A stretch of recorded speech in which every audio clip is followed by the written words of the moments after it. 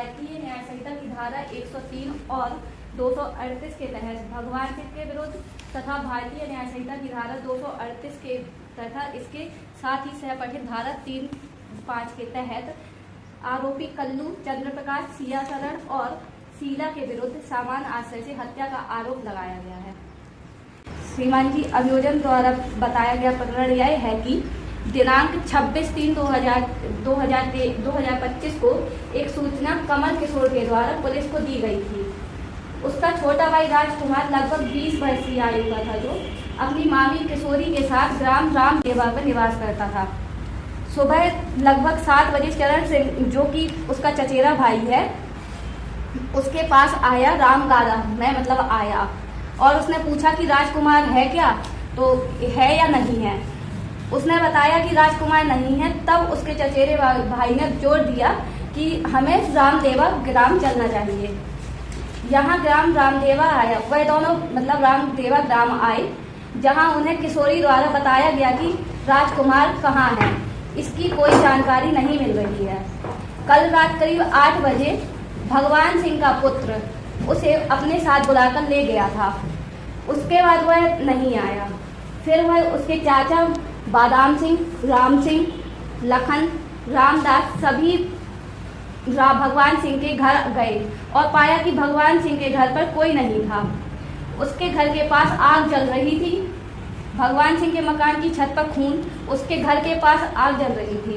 भगवान सिंह के मकान की छत पर खून फैला हुआ था। इस कारण से उन्हें संदेह हुआ। आग के ढेर पे उन्हें हड्डियां पाई गई, जिसे देखकर ऐसा लगा कि उनके भाई के मृत शरीर जल रहा है। इसलिए उसने रिपोर्ट लेट कराई। रिपोर्ट के आधार पर पुलिस ने तहकीकात प्रारंभ की। जांच में दौरान यह पता चला कि मामला हत्या का है, जिसके आधार पर प्रथम सूचना रिपोर्ट धारा 103 और 238 के तहत भारतीय दंड संहिता की धारा के अंतर्गत दर्ज कराई गई। विवेचना के दौरान नक्शा मौका तैयार किया गया तथा खून के धब्बे वाली और सादी मिट्टी जब्त की गई। जली हुई हड्डियों के अवशेष तथा राख जब्त की गई। घटना स्थल से लगभग एक अधिकारी घटना स्थल पर अधिकारी सीन ऑफ क्राइम के द्वारा घटना स्थल का विश्लेषण किया गया, जिसके अंतर्गत पुलिस द्वारा भगवान सिंह के विरुद्ध धारा 103 और धारा 238 के तहत भारतीय दंड संहिता की धारा 238 के तहत हत्या का तथा उसके साथ ही सहपठित धारा 305 के तहत आरोपी कल्लू चंद्र प्रकाश सिया शरण एवं शीला के विरुद्ध समान आशय से हत्या का आरोप लगाया गया। श्रीमान जी, अभियोजन पक्ष से कुछ साक्षियों के बयान हैं जो इस प्रकार हैं। कमल किशोर जो साक्षी क्रमांक 3 है तथा बी के पराशर साक्षी क्रमांक 11 द्वारा यह कथन किया गया कि मानव शरीर की जली हुई हड्डियों को भगवान सिंह के मकान के पास चिता से प्रदर्श P7 में दिया गया है, जब्त किया गया है। जली हुई हड्डियों को FSL ग्वालियर सीरम विज्ञान रिपोर्ट के लिए भेजा गया था। सीरम वैज्ञानिक की रिपोर्ट प्रदर्शन P17 तथा बी के पराशर द्वारा प्रमाणित की गई है। इस रिपोर्ट के अनुसार हड्डियां मानव शरीर की प्रतीत होती हैं, जिन्हें उच्च ताप तथा हवा के प्रचुर मात्रा में जलाया गया है। डॉक्टर RP सोनी, वरिष्ठ फोरेंसिक वैज्ञानिक ने अपने कथन पर यह राय दी कि हड्डियां मानव शरीर की हैं, हड्डियां एक ही व्यक्ति की हैं, हड्डियां किसी पुरुष की हैं जिसकी आयु 20 से 25 वर्ष है। रतिराम जो साक्षी क्रमांक 1 है के द्वारा यह कथन किया गया कि वह कोमल सिंह ग्राम सीताराम से अपने घर वापस आ रहे थे। वे ग्राम छिकुरी में निकट अभियुक्त भगवान सिंह से मिले। उस समय दिन लगभग 11-12 बजे थे। अभियुक्त भगवान सिंह ने उन्हें बताया कि उसने राम सिंह जाटव को मार दिया। उसने यह बताया कि राम कुमार उसके घर पर परेशानी खड़ी कर रहा था, इसलिए उसने उसको मार दिया। तथा उसने यह भी बताया कि उसकी पत्नी के साथ अवैध संबंध थे राम कुमार के, जिस कारण से उसने उसे मार दिया। किशोरी साक्ष्य क्रमांक 6 किशोरी ने बताया कि राम कुमार उसके साथ रहता था। भगवान सिंह उसके घर आया और फसल काटने के लिए कहकर राम कुमार को अपने साथ ले गया। मुकेश, जो कि साक्षी क्रमांक 5 है, किशोरी और राम सिंह ने विशेष रूप से कथन किया कि भगवान सिंह के घर के पास आग अर्थात चिता जल रही थी, जिसमें एक मृत शरीर जल रहा था। नक्शा मौका प्रदर्शन P6 में यह तथा बी के पराशय द्वारा कमल किशोर की उपस्थिति के तैयार किया गया तथा पाया गया कि अभियुक्त भगवान सिंह के घर के बिल्कुल नजदीक ही वह चिता जल रही थी। चिता का पंचनामा प्रदर्शन पत्र P8 में भी बी के पराशय द्वारा तथा राम सिंह के उपस्थिति में तैयार किया गया था। श्रीमान जी, राम सिंह जो अभियोजन के साथ है, उनने यह कथन किया कि सुबह जब वह नित्य क्रिया के लिए जा रहे थे तो उसने अभियुक्त भगवान सिंह को जहां आग जल रही थी उसके पास देखा, और जब वह सुबह करीबन 5:30 बजे वापस लौट रहे थे तब भगवान सिंह वहां नहीं था।